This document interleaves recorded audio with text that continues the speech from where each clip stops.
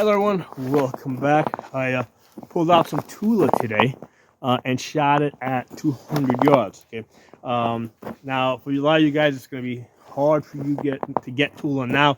I mean, hopefully you were in a position where you have been stockpiling this for years, because those were those were the glory days, right? When you could walk into Walmart and get these, pretty cheap. Or, I mean, I would order these online 1,000 rounds at a time.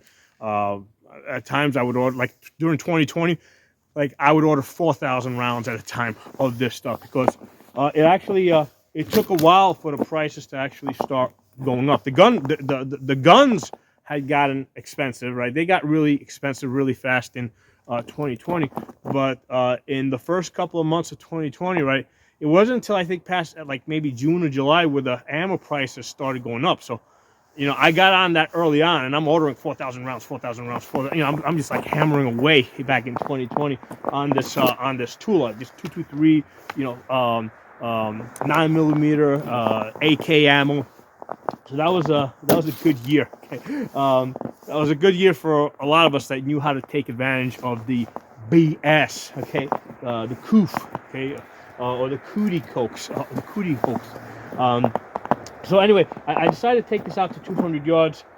The way this worked out is I had a target here that I had shot like 2 different guns on. So I had one gun here. I'm checking my zero here at 50 yards. And I'm checking another gun here as my zero at 50 yards. And I'm like, okay, I got this paper here that's got like all these holes here and here. But hey, what if I back out to 200 yards, and this way my group will open up and I can put some holes on the rest of the paper. Okay, so here's the thing. My AR-15 identifies as a hole puncher. Okay, so it's a paper hole puncher. That's what this is right here. Okay? So what I did is I backed up to 200 yards. I loaded up 10 rounds. Okay, so ignore the holes that are marked. Okay, here in the center, here and here. So we're looking at all these other holes here. So I did a 10 shot group. That's the lowest one right here. 1, 2, 3, 4, 5. Hold on. 1, 2, 3, 4, 5, 6, 7, 8, 9, 10.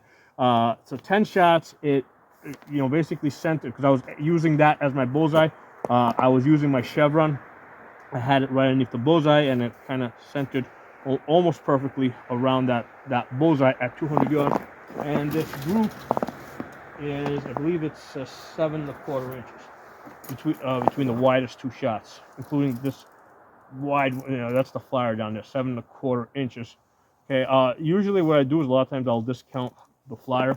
So the rest of the shots, the 9 best shots after that. Where are they? So I got 6.5 inches on out of 9 out of 10, and then the 10 out of 10 I got 7¼ inches. Okay, so basically, yeah, I mean when I shoot Tula at 100 yards, I'll get somewhere between 3 inches and 4 inches. Most of the time it comes in at 3.5. So it holds true at 200 yards. Okay, it got a 7¼ inch group. Do this. I know there's just so many holes on this paper now. But from here, I'll get you guys on camera. From here, here, here, here, here. Here we go. And there's 2 shots here in the center. Okay, so that's my group at 200 yards. With Tula, and basically the group shifted just a little bit to the right, it seems, but not a big deal. I mean, there's a little bit of a wind, but it also the ammunition that I've zeroed this rifle in, I've noticed that at 50 yards, when I got a perfect zero on this, but some of the other ammunition like the Tula at 50 yards, it's like maybe a ½ inch to the right. So kind of makes sense that it just went a little bit off to the right over here. So I think that's pretty good for Tula, right? Steel case ammunition, 7.25 inches, 200 yards. I have shot this. I've shot this many times at 100 yards. I've shot it before at 200 yards. In the past, the groups would be just usually a little bit bigger. So one of the things I have going for me right now that I did not have in the past is I've got a 5 to 25 scope, to put on the AR. Okay.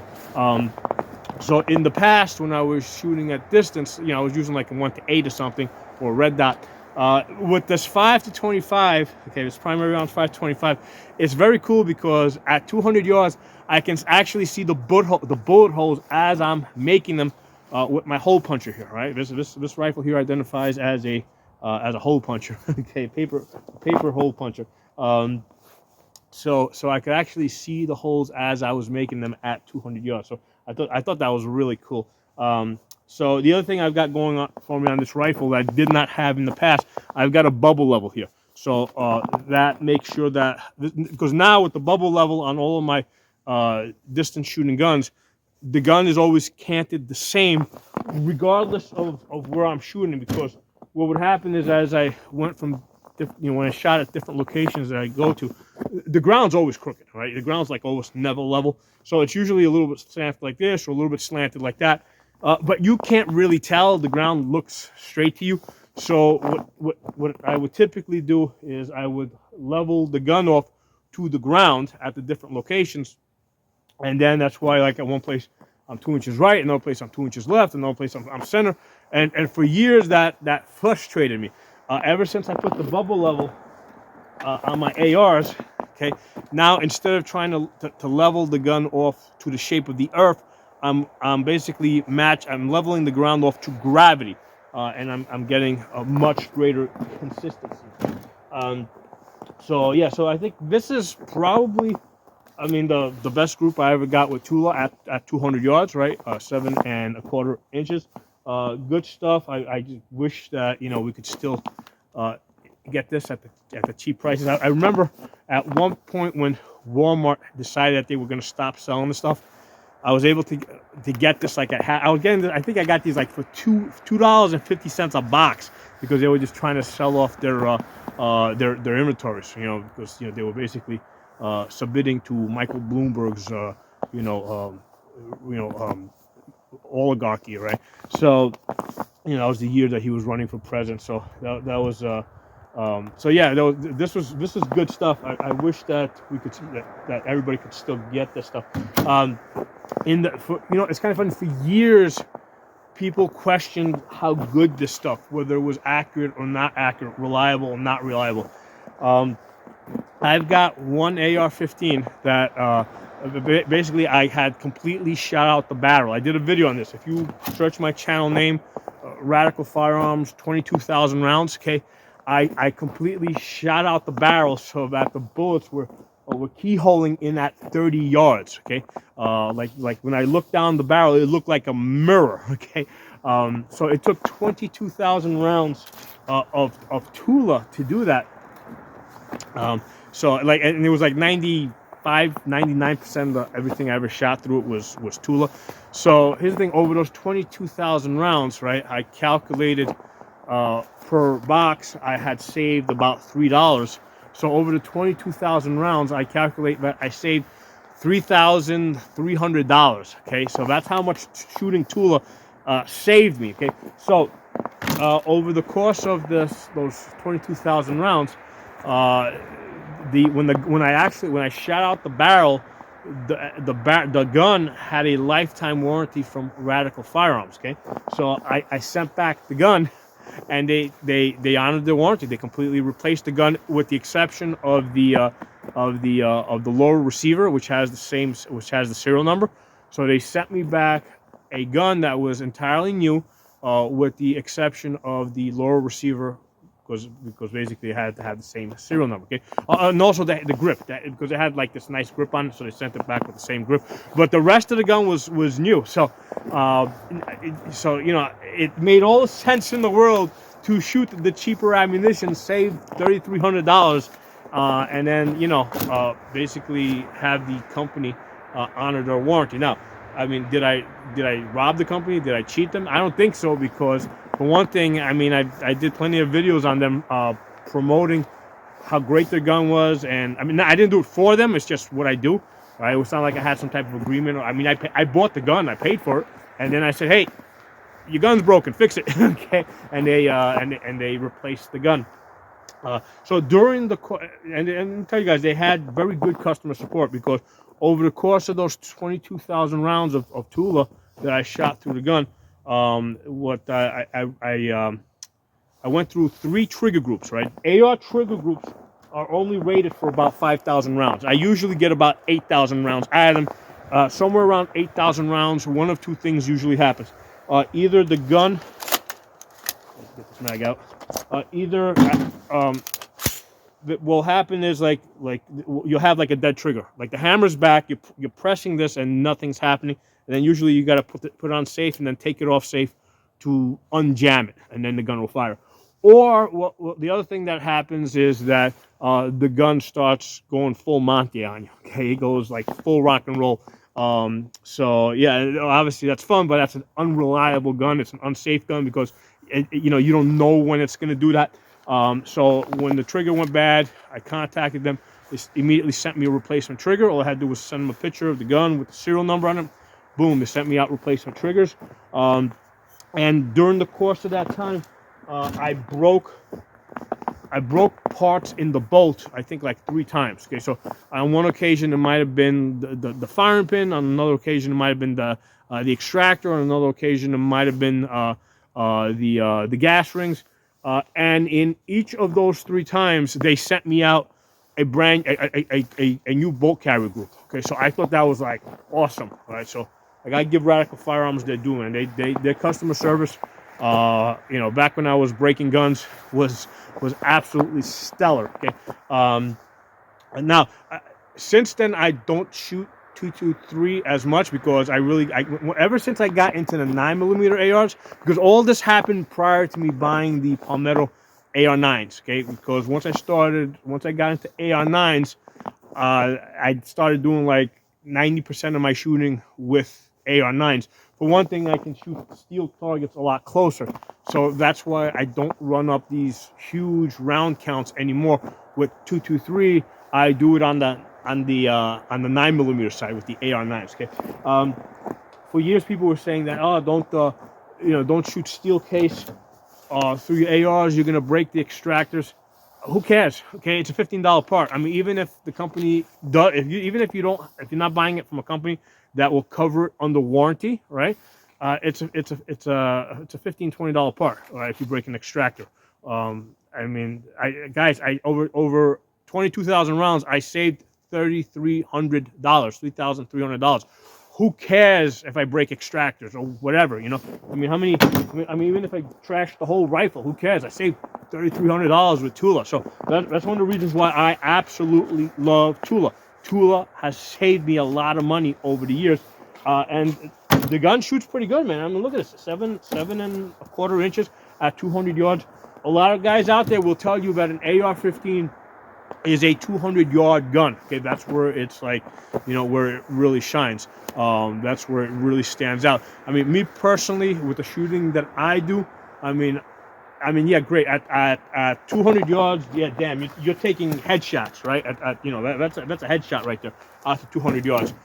300 yards, you put the dot here, you're gonna hit in the chest all day. Okay, so 300 yards, easy. 400 and 500 yards. With Tula, I mean, I think you're probably doing suppression fire, because the group's going to start opening up, right? So at 300 yards, the group's going to open up to about this big, I think, right? It'll still be inside a man-sized target. At 400 and 500 yards, yeah, sure, you'll open up wider, but I think you're still doing very effective suppression fire with this Tula. So this is really good stuff. I hope at some point it comes, they start selling it again. Because I think that this whole Russia war with Ukraine is basically propaganda BS. I've done other videos in the past. I mean, the whole, I think that's an instigated war. Okay, the U.S. wanted Russia and Ukraine to have a war, because that drove the European countries back into the arms of the United States. via NATO. Okay, so prior to this Russia-Ukraine war, NATO was dying out almost, right? Who needed NATO anymore? I mean, there was peace, right? So that's, peace is not good for the war business. Okay, that's the reality. So they needed the way I see it, they needed a war between Russia and Ukraine to drive the European countries back to the United States, to make them dependent on the United States. Same thing in the Middle East, right? The United States funds Iran, right? Because that Iran is what keeps Egypt, Saudi Arabia, Israel dependent on the United States, right? So that's why the United States funds Iran. Okay. Same thing with China. Okay. They keep making it sound like China is our enemy. Why do we keep trading with China, right? You don't trade with an enemy, you trade with allies, okay? So they can't tell us that China is an enemy. Meanwhile, they're trading freely with them. So the whole thing, this whole saber rattling thing with China is to keep Japan and South Korea and some of the other Asian countries, Taiwan, a lot of these Asian countries dependent on the United States. Okay? So anyway, I know I went a little bit off on a tangent there, but yeah, listen, Tula, 200 yards, 7¼ inches, good stuff, good stuff. I hope that in the future that we're able to import this stuff again. Thanks for watching. Drop some comments, and I'll talk to y'all soon.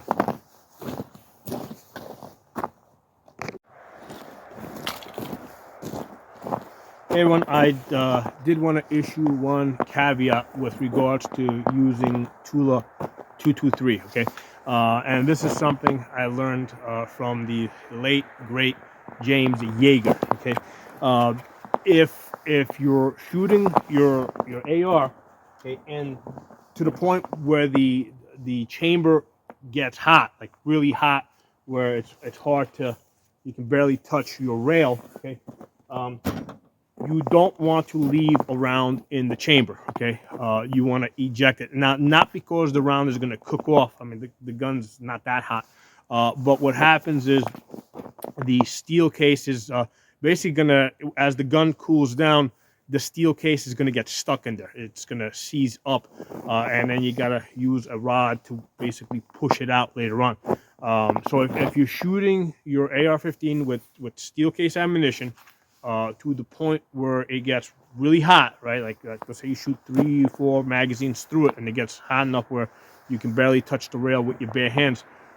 When you're done shooting it, make sure you eject the round and lock your bolt open so that it will cool down. Now, the reason why this doesn't happen with AK rounds is because the AK-47 cases, right, the 7.62 by 3.9 is more tapered. Okay.